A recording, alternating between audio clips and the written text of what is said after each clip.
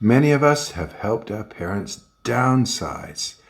They move into a smaller home or they move into care, and we find ourselves standing in their garages, their storage rooms, wondering how they accumulated so much. When I was helping my parents downsize into a retirement village, I stood in their garage and I saw camping gear they hadn't used in years, tools with a coat of rust that they thought might come in handy one day, boxes of ornaments and keepsakes. Some were meaningful, most were only meaningful to them. And then here's this one. There's the toys and mementos from our own childhoods, stored, preserved like museum pieces, like our parents thought they could preserve us as children. These things idealized with layers of emotion and memory, but in reality just dust. In that moment, it's easy to think, they've let this go too long. There's too much here. Why didn't they deal with this earlier?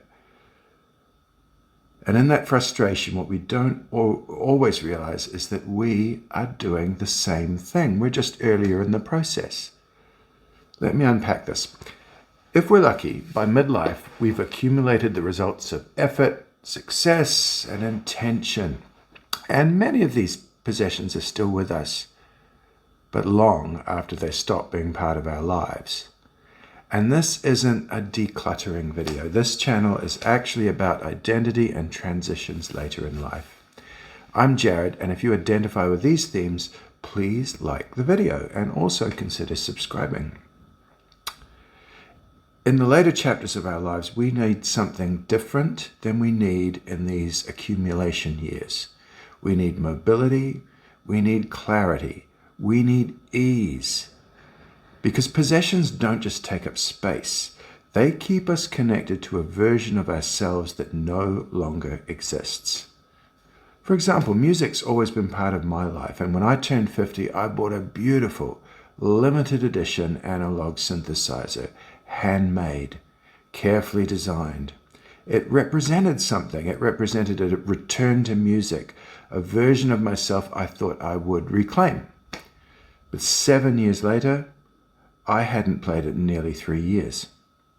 Life had moved on. Separation, loss, pressure, and my creative focus had shifted to something different. And I had to face something simple but difficult.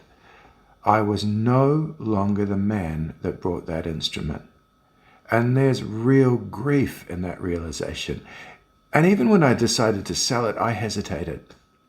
But when I looked at it clearly, I didn't see it as a symbol anymore. I saw a 7-year-old keyboard sitting unused. And it was time for it to go. We often tell ourselves we keep these things because they're useful or valuable or sentimental.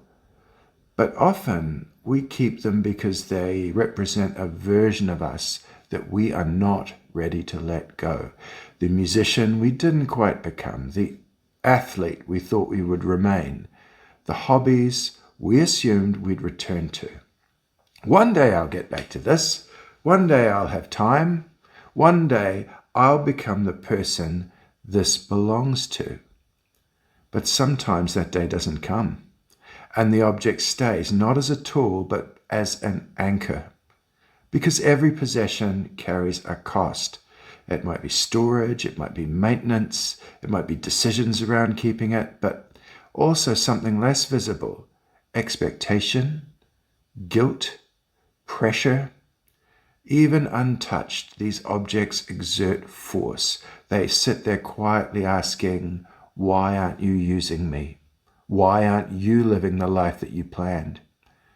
And at certain stages, this becomes too much, because these objects belong to a life that has already passed.